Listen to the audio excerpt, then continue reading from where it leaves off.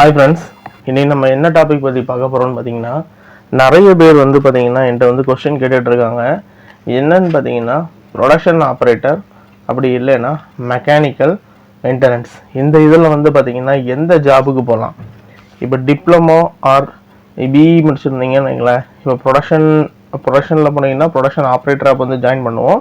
இதே இது நீங்கள் வந்து டிப்ளமோ முடிச்சிருந்தீங்கன்னா மெக்கானிக்கல் போனீங்கன்னா மெக்கானிக்கல் டெக்னீஷியன் ஆர் மெக்கானிக்கல் இன்ஜினியராக நீங்கள் வந்து ஜாயின் பண்ணுவீங்க. அது கம்பெனி ப்ரொஃபைலை பொறுத்து இருக்குது.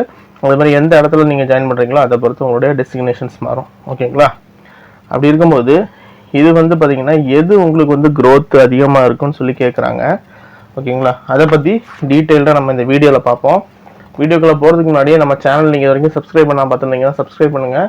பக்கத்தில் இருக்கக்கூடிய பெல் ஐக்கானை கிளிக் பண்ணி ஆளுங்கிற நோட்டிஃபிகேஷன் கிளிக் பண்ணுங்கள். அப்போ தான் நான் போடக்கூடிய வீடியோட நோட்டிஃபிகேஷன்ஸ் எல்லாம் உடனுக்குடன் உங்களுக்கு வரும். ஓகே, வீடியோக்குள்ள போகலாம். இந்த production operator R mechanical technician எப்படி வந்து டாபிக்ஸ் எடுத்துக்கலாம். ஓகேங்களா? அப்படி இல்லைனா production operator R mechanical maintenance எடுத்துப்போம். இப்போது இதில் வந்து பார்த்தீங்கன்னா எதில் க்ரோத் அதிகம்னு பார்த்தீங்கன்னா, இப்போது கெமிக்கல் இன்ஜினியரிங் முடித்தவங்க வந்து பார்த்தீங்கன்னா உங்களுக்கு வந்து என்ன பண்ணுவாங்கன்னா, உங்களுக்கு நிறைய வந்து ஆப்ரேஷன்ஸ் ஃபீல்டில் போயிடுவாங்க. அதே மாதிரி பார்த்தீங்கன்னா உங்களுக்கு வந்து மெக்கானிக்கல் இதில் இருக்கக்கூடியவங்க வந்து பார்த்தீங்கன்னா நிறைய பேர் வந்து பார்த்தீங்கன்னா மெயின்டெனன்ஸ்குள்ளே வராங்க. இப்போது ஆஃப்ஷோர் எடுத்துக்கிட்டோம், இல்லை ஒரு முக்கியமான ஒரு பிளான்ஸ் எடுத்துக்கிட்டோம்னு வைங்களேன், ஆன்ஷோரில் இருக்கக்கூடிய பிளான்ட் எடுத்துக்கிட்டோன்னா என்ட்ரி லெவலில் இருக்கக்கூடிய ஆப்ரேட்டர் போஸ்ட்டு. இந்த ஆப்ரேட்டர் போஸ்ட்டுக்கு வந்து பார்த்திங்கன்னா அவங்க என்ன சொல்லுவாங்கன்னா எனி டிகிரி, அப்படி இல்லைன்னா ஏதாவது ஒரு டிசிப்ளினில் ஒரு டிப்ளமா, அப்படி இல்லைன்னா 12th குவாலிஃபிகேஷன் இவ்வளோ இருந்தால் போதும். டெக்னிக்கல் நாலேஜ் மட்டும் இருந்தால் போதும். ஆனால் என்ன பண்ணணும்னா ஃபீல்டு எக்ஸ்பீரியன்ஸ் வந்து இந்த பெட்ரோகெமிக்கல் இண்டஸ்ட்ரீஸில் இருக்கணும்னு சொல்லுவாங்க. இதுக்கு ப்ரொடக்ஷன் ஆப்ரேட்டருக்கு.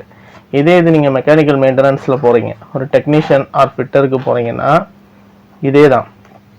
டிப்ளமா முடிச்சிருக்கணும், அப்படி இல்லைன்னா ஐடிஐ முடிச்சிருக்கணும், அப்படி இல்லைன்னா 12th குவாலிஃபிகேஷன் இருக்கணும். இந்த இதில் மூணில் ஏதாவது ஒன்று வச்சுக்கிட்டு ப்ளஸ் உங்களுக்கு ஃபீல்டு வந்து எக்ஸ்பீரியன்ஸ் இருக்கணும். இருந்தாச்சுன்னா நீங்கள் வந்து இதுக்கு போகலான்னு சொல்லுவாங்க. ஓகேங்களா? அப்போது இந்த ரெண்டில் வந்து பார்த்திங்கன்னா உங்களுக்கு வந்து எதை சூஸ் பண்ணுறது. இப்போ ப்ரொடக்ஷன் ஆப்ரேட்டர் வந்து உங்களுக்கு வந்து வாய்ப்பு கிடச்சிருச்சுன்னா நீங்கள் வந்து அதில் ஜாயின் பண்ணுங்கள். ஏன் சொல்கிறோன்னு பார்த்தீங்கன்னா, ப்ரொடக்ஷன் ஆப்ரேட்டர்னு சொல்லக்கூடிய வேகன்சிஸ் வந்து பார்த்திங்கன்னா அதிக அளவில் இருக்குது. ஆனால் வந்து அதோடைய மேன் பவர் வந்து கிடைக்க மாட்டேங்குது. அதுதான் ரீசனு. இதே இது நீங்கள் வந்து ஒரு மெக்கானிக்கல் டெக்னீஷியனாக போனீங்கன்னா வந்து பார்த்திங்கன்னா உங்களுக்கு வந்து ஈஸியாக வந்து வேலை கிடைக்கும். கல்ஃப் கண்ட்ரீஸில் ஓரளவு நீங்கள் வந்து எக்ஸ்பீரியன்ஸ் கேதர் பண்ணியிருந்தீங்கன்னா போதும், உங்களுக்கு வந்து ஈஸியாக வந்து பார்த்திங்கன்னா வேலை கிடைக்கும். இதில் ஒரு ப்ரொடக்ஷன் ஆப்ரேட்டர் வந்து ஒரு நல்ல கம்பெனியில், அதாவது செகண்ட் மேனாக நீங்கள் ஒரு கம்பெனியில் போனீங்கன்னா கூட உங்களுக்கு சேலரி எவ்வளோ இருக்கும்னு பார்த்தீங்கன்னா மினிமம் 1.5 lakhs இருக்கும். இதே இது நீங்கள் ஒரு மெக்கானிக்கல் டெக்னீஷியன் ஆர் மெக்கானிக்கல் ஃபிட்டராக வந்து ஒரு கம்பெனியில் கான்ட்ராக்டிங் கம்பெனியில் போனீங்கன்னா உங்களுக்கு சம்பளம் எவ்வளோ இருக்குன்னா 35,000 45,000 ரூபா இருக்கும். ஓகேங்களா? கல்ஃப் கண்ட்ரீஸை பொறுத்த வரைக்கும். கல்ஃப் கண்ட்ரீஸ் போனோம், ஆயில் அண்ட் கேஸ் ஃபீல்டில் போகணுங்கிறவங்க மட்டும் இதை வந்து பாருங்கள். இதில் வந்து என்னென்னா ப்ரொடக்ஷன் ஃபீல்டில் இருக்கும்போது வந்து பார்த்திங்கன்னா இப்போ வந்து மெயினாக வந்து அவங்க என்ன பண்ணுறாங்கன்னா கெமிக்கல் இன்ஜினியர்ஸ் வந்து கேட்குறாங்க. ஆனால் அதுலேயும் பார்த்திங்கன்னா ஆன்ஷோரில் வந்து பார்த்திங்கன்னா உங்களுக்கு வந்து குறிப்பிட்ட பிளான்ட்டு யூட்டிலிட்டி ஆப்ரேஷன்ஸு, அதுக்கப்புறம் பார்த்திங்கன்னா எஃப்சிசி பிளான்ட்டு, எஸ்ஆர்யூ பிளான்ட்டு, இதுலலாம் பார்த்திங்கன்னா மல்டி டிசிப்ளின்ஸில் உள்ள டிப்ளமா இருந்தாலும் போதும், இல்லைன்னா ஒரு +2 லெவலில் இருந்தாலும் போதும். ஆனால் அந்த பிளான்ட்டில் வந்து உங்களுக்கு வந்து எக்ஸ்பீரியன்ஸ் இருக்கணும். இருந்தால் மட்டும்தான் உங்களுக்கு வந்து அந்த இதில் வந்து வேலை கிடைக்கும்.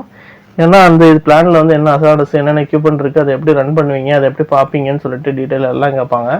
இதெல்லாம் நீங்கள் சொல்லிக்கிற பட்சத்தில் அதுக்கப்புறம் நீங்கள் எந்த இடத்துல போயிட்டு சாம்பிளிங் பிடிப்பீங்க அதெல்லாம் கேட்பாங்க. ஓகேங்களா? இது வந்து பார்த்திங்கன்னா உங்களுக்கு வந்து ஒரு ப்ரொடக்ஷன் ஆப்ரேட்டருடைய ஜாபு. நம்முடைய சேனலில் வந்து ப்ரொடக்ஷன் ஆப்ரேட்டர் என்னென்ன பண்ணுவாருங்கிறதுக்கான வீடியோஸ் வந்து போட்டிருக்கிறேன், அவங்களுடைய ரெஸ்பான்சிபிலிட்டிஸ் என்னன்னு சொல்லிட்டு. ஓகேங்களா? இதில் இந்த ப்ரொடக்ஷன் ஆப்ரேட்டரில் நீங்கள் ஜாயின் பண்ணிங்கன்னா ஸ்டார்டிங்கில் வந்து நான் சொன்ன மாதிரி இந்தியாவுக்குள்ள ராஜஸ்தானில் இருக்கக்கூடிய ஆன்ஷோரில் நீங்கள் போனீங்கன்னா உங்களுக்கு வந்து மினிமம் வந்து 45,000 50 ரூபா கிடைக்கும். அதுலேயே வந்து பார்த்தீங்கன்னா கொஞ்சம் எக்ஸ்பீரியன்ஸ்டாக போனீங்கன்னா உங்களுக்கு வந்து கிட்டத்தட்ட ஒரு 75,000 80,000 வரைக்கும் கிடைக்கும். இதே இது நீங்கள் ஆஃப்ஷோருக்குள்ளே போனீங்கன்னு வைங்க, 28 போனீங்கன்னா உங்களுக்கு 1,50,000 2 லட்ச ரூபா இந்தியாவுக்குள்ளே கிடைக்கும். ஓகேங்களா? ராஜஸ்தானை பொறுத்த வரைக்கும் சொல்கிறேன். அதுக்கப்புறம் நீங்கள் வந்து வெளிநாட்டுக்கு நீங்கள் ட்ரை பண்ணி போனீங்கன்னா உங்களுக்கு சேலரி எதில் வரும்னு பார்த்தீங்கன்னா ஹவர் பேசிஸில் வரும். அப்போவும் பார்த்தீங்கன்னா உங்களுக்கு வந்து டாலர்ஸில் பே பண்ணுவாங்க. மினிமம் வந்து பார்த்தீங்கன்னா நல்ல கம்பெனியில் செகண்ட் மேனாக போகக்கூடிய ஆப்ரேட்டர்ஸுக்கு சேலரி வந்து பார்த்தீங்கன்னா 3 லட்சத்துலேருந்து 4 லட்சம் வரைக்கும் சேலரிஸ் இருக்குது. ஓகேங்களா, பர் மந்த்து. இதே இது பார்த்தீங்கன்னா மெக்கானிக்கல் டெக்னீஷியன்ஸுக்கும் இருக்குது. இப்போ டேரெக்டாக ஒரு கம்பெனியில் வந்து நீங்கள் வந்து மெக்கானிக்கல் டெக்னீஷியனாக ஜாயின் பண்ணிங்கன்னா உங்களுக்கு வந்து 3.5 லட்சம் வரைக்கும் கொடுக்குறானுங்க. அது எந்தெந்த பெரிய கம்பெனின்னு பார்த்தீங்கன்னா அராம்கோ, ஷெல்லு, எக்ஸான் மொபைலு, அப்புறம் வந்து இக்வேட்டு, இந்த மாதிரி கம்பெனிஸ்லாம் பார்த்தீங்கன்னா உங்களுக்கு வந்து டேரெக்டாக அங்கே நீங்கள் ஜாயின் பண்ணும்போது இவ்வளோ கிடைக்கும். ஆனால் ப்ரொடக்ஷன் ஆப்ரேட்டராக இதான்னு பார்க்கும்போது ப்ரொடக்ஷன் ஆப்ரேட்டரோட வேகன்சிஸ் அதிகமாக இருக்குது. ஆனால் மெக்கானிக்கல் டெக்னீஷியன் வந்து பார்த்தீங்கன்னா கம்பெனியில் மேக்ஸிமம் 1-2 தான் எடுப்பாங்க. ஏன்னா கான்ட்ராக்டிங் போஸ்ட்லாம் நிறைய பேர் எடுத்துகிட்டு வந்துடுவாங்க. அதனால தான் இதுக்குள்ள டிஃப்ரென்ஸ். ரெண்டாவது, நீங்கள் பிஇ முடிச்சிருக்கீங்க, டிப்ளமோ முடிச்சிருக்கீங்கன்னு வைங்களேன், நீங்கள் ஒரு ப்ரொடக்ஷன் ஆப்ரேட்டராக போய் ஜாயின் பண்ணுறீங்கன்னா கடைசி வரைக்கும் நீங்கள் வந்து ப்ரொடக்ஷன் ஆப்ரேட்டராகவே தான் ட்ராவல் பண்ணணும். ஓகேங்களா, அது எப்படின்னு பார்த்தீங்கன்னா இத்தனை வருஷத்துலேருந்து இத்தனை வருஷம் வரைக்கும் நீங்கள் இருப்பீங்க. அதுக்கப்புறம் ஒரு பேனல் ஆஃபீஸராக போவீங்க. அதுக்கப்புறம் வந்து பார்த்தீங்கன்னா ஒரு சூப்பர்வைசராக வந்து ரிட்டையர்ட் ஆவீங்க. இப்போ இந்த டைமில் பார்த்தீங்கன்னா உங்களுக்கு வந்து மேக்ஸிமம் வந்து பார்த்தீங்கன்னா உங்களுக்கு வந்து ஒரு மாதம் 4.5 5 லட்சம், மேக்ஸிமம் 7 லட்சத்துலேருந்து 8 லட்சம் வரைக்கும் நீங்கள் வந்து ஒரு மாதத்துக்கு வெளிநாட்டில் நீங்கள் வந்து சேலரி வாங்க முடியும். இதே இது நீங்கள் மெக்கானிக்கல் ஃபீல்டுக்குள்ளே வந்தீங்கன்னா ஃபஸ்ட்டு இனிஷியல் சேலரி வந்து பார்த்தீங்கன்னா உங்களுக்கு கொஞ்சம் கம்மியாக இருக்கும். 35,000 40,000 ரூபா வரைக்கும் இருக்கலாம். அதுக்கப்புறம் வந்து பார்த்தீங்கன்னா மெக்கானிக்கல் டெக்னீஷியன்லேருந்து பார்த்தீங்கன்னா சீனியர் டெக்னீஷியனாக போவீங்க. ஓகேங்களா, அது இருக்கும்போது வந்து உங்களுக்கு மினிமம் வந்து பார்த்தீங்கன்னா ஒரு 80,000 90,000 1 lakh வரைக்கும் நீங்கள் மீட் பண்ணுவீங்க. இது வந்து வித்தவுட்டு ஓவர் டைம், பேசிக்ஸ் மட்டுமே சொல்கிறேன். அதுக்கப்புறம் வந்து பார்த்தீங்கன்னா உங்களுக்கு வந்து ஒரு சூப்பர்வைசராக போவீங்க. சூப்பர்வைசராக போகிறீங்கன்னா உங்களுக்கு வந்து மினிமம் 1.3 1.6 1.7 வரைக்கும் உங்களுக்கு வந்து சேலரி கிடைக்கும். இது வந்து வித்தவுட்டு ஓவர் டைமு, பேசிக்ஸ் மட்டும். ஓகேங்களா, அப்புறம் மெக்கானிக்கல் இதுக்கு முடிச்சதுக்கப்புறம் மெக்கானிக்கல் சூப்பர்வைசர் மெக்கானிக்கல் இன்ஜினியராக போகிறீங்க. மெக்கானிக்கல் இன்ஜினியராக போகும்போது உங்களுக்கு 1.5 2.7 வரைக்கும் உங்களுக்கு வந்து சேலரி இருக்குது. இது எப்படின்னு பார்த்தீங்கன்னா உங்களுக்கு வந்து கான்ட்ராக்டிங் கம்பெனிஸில் சொல்கிறேன், டைரக்ட் கிளைண்ட்டுக்கு சொல்ல. டைரக்ட் கிளைண்ட்டுக்குன்னு சொல்லும்போது வந்து பார்த்தீங்கன்னா உங்களுக்கு வந்து சீனியர் டெக்னீஷியனாக இருக்கும்போதே வந்து பார்த்தீங்கன்னா கிட்டத்தட்ட 4-4.5 லட்சம் வரைக்கும் கொடுக்குறாங்க. இது நீங்கள் சூப்பர்வைசராக போனீங்கன்னா 6-7 வரைக்கும் வரும். இன்ஜினியராக போனீங்கன்னா 10க்கு மேலே வாங்குறாங்க.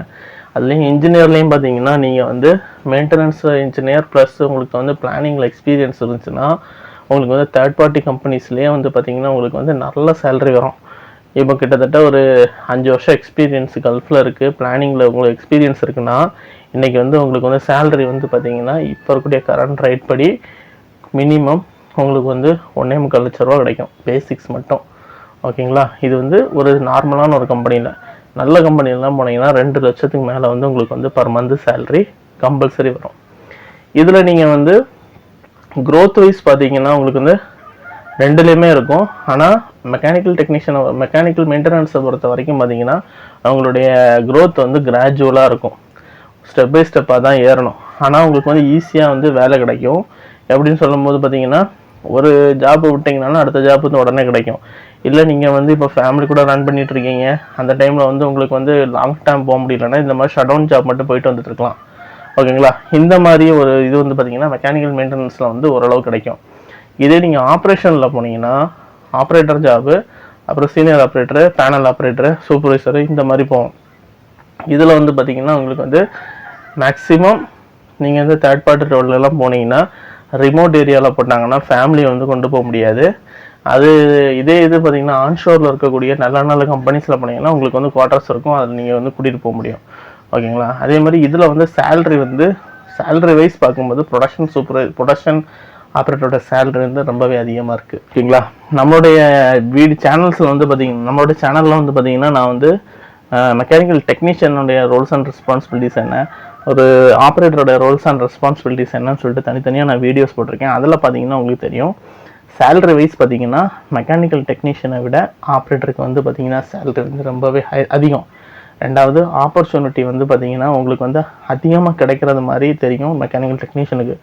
ஆனால் அதிகமாக ஆப்ரேட்டர் வந்து நம்ம இதில் வந்து தேவைப்பட்டுட்டு இருக்காங்க, யாருக்கும் கிடைக்க மாட்டேங்குது. ஓகேங்களா, அந்த இது வந்து பார்த்திங்கன்னா சேலரி வந்து அதிகமாக வந்து அவன் வந்து பே பண்ணுறான். எனக்கு தெரிஞ்சு உங்களுக்கு ஒரு வாய்ப்பு வந்து ஆப்ரேட்டராக ஜாயின் பண்ணுறதுக்கு கிடச்சிச்சின்னா ஆப்ரேட்டராக ஜாயின் பண்ணுங்கள். நீங்கள் மெக்கானிக்கல் டெக்னீஷியனை வந்து ஒரு ஒரு இதாக வச்சுக்கிட்டு, அதாவது ஒரு ஸ்டெப்பு மாதிரி யூஸ் பண்ணிக்கிட்டு அதில் வந்துட்டு ஆப்ரேஷனுக்கு நீங்கள் வந்து ட்ரை பண்ணுங்கள். ஆப்ரேஷன் கிடச்சுன்னா ஆப்ரேஷனுக்கு சுவிட்ச் ஓவர் பண்ணுங்கள். இது வந்து உங்களுக்கு ஹெல்ப்ஃபுல்லாக இருக்கும். எப்போவுமே படித்த விஷயம் வந்து பார்த்திங்கன்னா நம்ம வந்து உடனே வந்து இன்றைக்கி தெரிஞ்சதை வந்து நாளைக்கு வந்து நம்மளுக்கு யூஸ் ஆகாமல் போகாது. அது என்றைக்கு இருந்தாலும் நம்மளுக்கு வந்து யூஸ் ஆகிட்டு தான் இருக்கும். ஓகேங்களா? அதனால் என்னை பொறுத்த வரைக்கும் மெக்கானிக்கல் டெக்னீஷியனை விட ப்ராசஸ் ஆப்ரேட்டருக்கு வந்து பார்த்திங்கன்னா சேலரி வந்து ரொம்பவே அதிகம். ஒர்க் லோடு வந்து பார்த்திங்கன்னா கொஞ்சம் அதிகமாக இருக்கும். ப்ளஸ் அவங்க வந்து பெனிஃபிட்ஸ் எல்லாம் பார்க்கும்போது வந்து பார்த்திங்கன்னா பெட்டர் வந்து பார்த்திங்கன்னா ப்ரொடக்ஷன் ஆப்ரேட்டர். ஓகேங்களா? அதனால் நீங்கள் வந்து பாருங்கள், இந்தியாவில் வந்து பார்த்திங்கன்னா டோட்டல் டிஃப்ரெண்ட்டாக இருக்கும். ஏன்னா மெக்கானிக்கல் ஆயில் அண்ட் கேஸ் ஃபீல்டில் பார்த்திங்கனாலே ஏகப்பட்ட டிபார்ட்மெண்ட்ஸ் இருக்குது. அந்த டிபார்ட்மெண்ட்ஸில் வந்து நிறைய ஆப்பர்ச்சுனிட்டிஸ் வந்து குமிஞ்சு கிடக்கும். நிறைய பேர் வந்து அதை பற்றி டிஸ்கஸ் பண்ணிகிட்டு இருப்பாங்க. அப்போது உங்களுக்கு எது செட் ஆகும்னு சொல்லி பாருங்கள். மெயின்டெனன்ஸ் செட் ஆகுமா, ஆப்ரேஷன் செட் ஆகுமா, இன்ஸ்பெக்ஷன் செட் ஆகுமா, இல்லை பைப்பிங் லைன் செட் ஆகுமா, அப்படி இல்லைன்னா பிளானிங் லைன் செட் ஆகுமா, இல்லை இதெல்லாம் இல்லை நான் வந்து கம்ப்யூட்டர் ஜாபில் போகிறேன்னு சொன்னீங்கன்னா டிசைனில் போகிறீங்களா, இந்த டிசைன் ஜாப் என்னால் டிசைன்லாம் பண்ண முடியாது, நான் வேறு மாதிரி ஒர்க் இருக்கான்னு பார்த்தீங்கன்னா அந்த மாதிரி ஒர்க்கும் ஆயில் அண்ட் கேஸில் இருக்குது. என்னென்னா வந்து மெட்டீரியல் மேனேஜ்மெண்ட் டீம் இருக்குது, அப்புறம் வந்து ப்ராசஸ் பிளானிங் இருக்குது, ப்ரொடக்ஷன் பிளானிங் இருக்குது, அப்புறம் மெயின்டெனன்ஸ் பிளானிங் இருக்குது. இதெல்லாம் பார்த்திங்கன்னா சிஸ்டம் பேஸ்டுக்கான ஜாப் தான். இதுக்கு தேர்ட் பார்ட்டி கம்பெனிஸ் வந்து ரெக்ரூட் பண்ணி ஹை சேலரி வரைக்கும் கொடுக்குறாங்க. இதில் வந்து பார்த்திங்கன்னா நீங்கள் வந்து சிஸ்டத்தில் தான் டேட்டா என்ட்ரி ஆப்ரேட்டர் மாதிரி தான் வேலை பண்ணிட்டே இருப்பீங்க. ஓகேங்களா? இந்த மாதிரி ஆப்பர்ச்சுனிட்டிஸும் நிறைய இருக்குது. அதனால் நம்மளை சுற்றி நிறைய வேக்கன்சிஸ் இருக்குது. இருந்தாலுமே நிறைய பேர் வந்து என்ன நினச்சிருக்காங்கன்னா மெக்கானிக்கல் டெக்னீஷியன் வந்து அதிகமாக கிடைக்குமா, ஆப்ரேட்டரில் அதிகமாக கிடைக்குமான்னு கேட்டிங்கன்னா என்னுடைய சாய்ஸ் வந்து பார்த்திங்கன்னா ப்ரொடக்ஷன் ஆப்ரேட்டரில் ஜாயின் பண்ணுறது பெட்டர். ஆனால் ப்ரொடக்ஷன் ஆப்ரேட்டர் நீங்கள் ஜாயின் பண்ணிவிட்டு உங்களுடைய நாலேஜை வந்து பார்த்திங்கன்னா நீங்கள் வந்து டெவலப் பண்ணிகிட்டே இருக்கணும். ஏன்னா ஒரு பிளான்லேருந்து அடுத்த பிளான்ட்டுக்கு போகும்போது அவங்க வந்து நிறைய எக்ஸ்பெக்டேஷன் பண்ணுவாங்க. இது மெக்கானிக்கலில் வந்து செஞ்ச வேலையை தான் செஞ்சிட்ருப்பீங்க. ஓகேங்களா? எக்ஸ்சேஞ்சர் வந்து ஒரே மாதிரி தான் இருக்கும். அங்கே வந்து ரிப்பேரிங் ஒர்க்கு ஒரே மாதிரி தான் வரும். இதுக்கு வந்து எஸ்ஓபி இருக்குது. அதே இது ஆப்ரேஷனுக்கும் ஸ்டாண்டர்டு எஸ்ஓபி இருக்குது. ஆனால் எமர்ஜென்சி டைமில் நீங்கள் எப்படி ஆக்டிவேட் பண்ணுவீங்கன்னு சொல்லிட்டு அவங்க வந்து கேள்வி வைப்பாங்க. அது வந்து உங்களுக்கு வந்து டைமிங் இருக்கக்கூடிய சுச்சுவேஷனை பொறுத்து மாறும்.